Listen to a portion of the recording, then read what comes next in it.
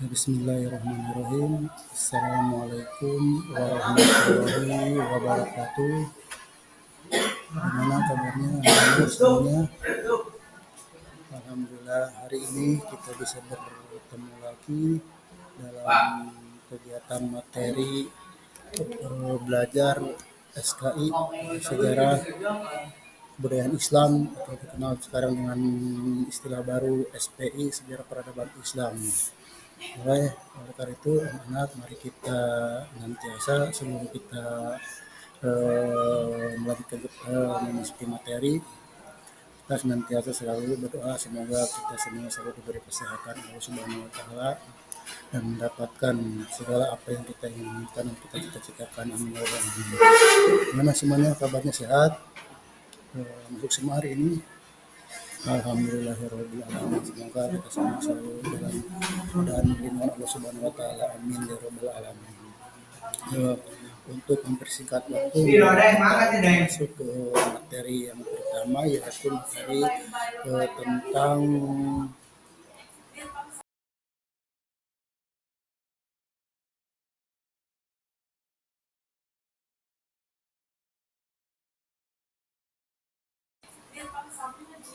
peran penting ulama dalam peradaban Islam. Peran penting ulama dalam peradaban Islam dunia ini sangat luar biasa. Awal masuk Islam, peradaban Islam ke dunia itu luar biasa. Para tokoh-tokoh ilmuwan, para ilmu Islam, ulama-ulama Islam menyebarkan syariat Islam dari zaman Rasulullah sampai ke para sahabat, para tabiin dan sampai ke para kita guru-guru besar atau ilmu-ilmu besar tentang sejarah yang terus mengembangkan ilmuwan peradaban Islam di dunia khususnya di Nusantara itu kan.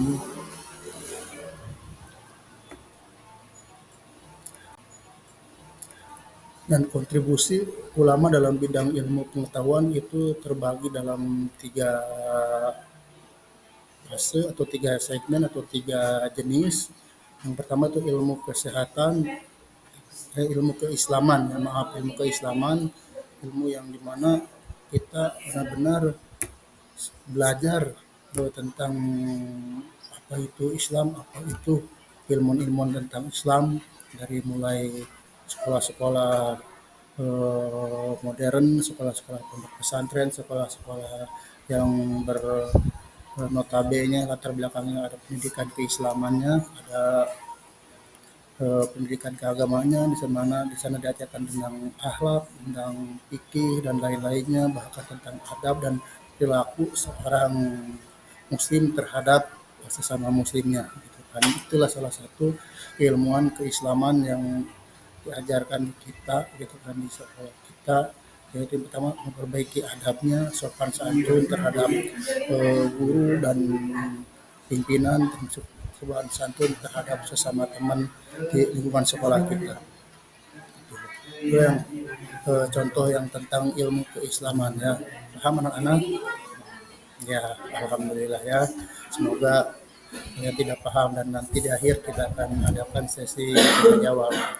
Yang kedua yaitu kontribusi ulama dalam bidang ilmu pengetahuan, yaitu ilmu pengetahuan tentang sains atau tentang perkembangan sains seperti matematika, astronomi dan kedokteran. Sains ini meliputi banyak sekali perkembangan. Dari segi matematika kita belajar dengan perhitungan, kalkulus dan lain-lain. Dari astronomi kita mengetahui sejarah-sejarah luar angkasa, sejarah-sejarah ada berapa planet-planet di luar angkasa gitu kan. Dan lagi ilmu kedokteran ini yang sangat luar biasa. Kedokteran ini sangat berperan penting di masyarakat. Di zaman sekarang modern ini sangat berperan penting kedokteran di masyarakat. Bahkan Indonesia sendiri pernah Bapak Presiden pernah mengatakan bahwasanya seorang dokter di kita itu sangat minim, apalagi dokter spesialis itu kan. Jadi oleh itu, oleh karena itu nantiasa kita selalu mengembangkan kedepannya anak-anakku semua yang berminat untuk bisa melanjutkan ke jenjang selanjutnya, khususnya di bidang kedokteran ya. Jangan apa namanya Jangan sungkan-sungkan kita lanjutkan karena ini salah satu peran penting untuk menunjang eh, keberhasilan di negara kita khususnya di bidang kesehatan. Selanjutnya kontribusi ulama dalam bidang ilmu pengetahuan yaitu di bidang filsafat. Filsafat ulama juga memperkaya keajaannya itu tertual dengan pemikiran-pemikiran yang luar biasa dari para tokoh-tokoh filsafat, tokoh-tokoh ilmuwan muslim terdahulu untuk menyebarkan Islam agar menyebar ke seluruh Nusantara bahkan seluruh dunia. Bahkan kita ini termasuk mayoritas adalah muslim terbesar satu di dunia katanya. Itulah kontribusi ulama dalam bidang ilmu pengetahuan ya bisa dipahami anak-anak. Alhamdulillahirobbilalamin. Semoga kita semua selalu paham ya. Peranan ulama yang selanjutnya adalah peranan ulama dalam menyebarkan Islam. Jadi yang pertama peran ulama itu menyebarkan Islam melalui menyebarkan ajaran Islam dengan cara berbagai jenis ulama menyebarkan dengan metode ada dakwah, metode diskusi dan metode yang lain-lain. Itulah penyebaran para ulama menyebarkan Islam pada zaman dulu melalui dakwah, melalui dengan pertunjukan wayang atau melalui dengan pengajian-pengajian di sekitar lingkungan kita sendiri. Itulah salah satu tradisi-tradisi para ulama dahulu untuk menyebarkan Islam di kita.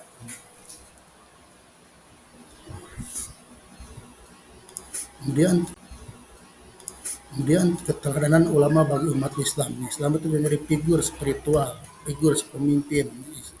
Sudah jelas di kita figur seorang pemimpin yang paling pertama adalah Nabi kita, Rasul kita yaitu Nabi Muhammad SAW. Itulah figur yang pertama.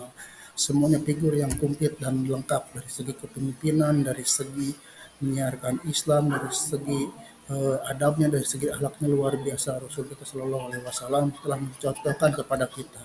Tinggal kita selaku umatnya, selaku rakyatnya harus mencontoh beliau karena beliau adalah panutan kita semua. Ajaran beliau semuanya ada di dalam kitab umat Islam yaitu Al-Quran, luar biasa, dan kita selaku pemimpin-pemimpin sekarang harus bisa mencontoh seperti beliau. Pengaruh ulama dalam politik dan sosial. Dalam politik ulama-ulama kita sangat berpengaruh sekali. Banyak ulama-ulama besar kita bisa menjadi pemimpin-pemimpin besar di politik gitu kan, baik di tingkat nasional maupun di tingkat daerah maupun di tingkat kabupaten kota gitu kan. Itulah salah satu figur yang diberikan oleh Rasul kita harus menjadi seorang pemimpin khalifah. Dijelaskan dalam surat Al-Ahzab ayat 21 pun di sana sudah jelas. Setiap umat muslim, setiap manusia itu adalah seorang pemimpin. Itu sudah jelas dalam dalam Al-Qur'an surat Al-Ahzab ayat 21 gitu kan.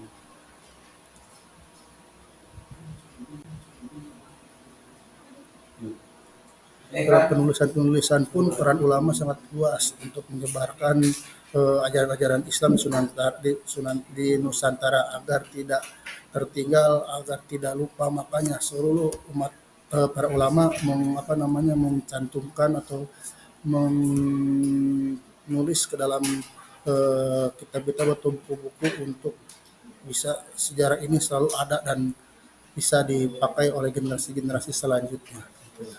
Itu mungkin anak-anak materi yang bisa Bapak sampaikan gimana tentang pelajaran SP ini, paham semuanya?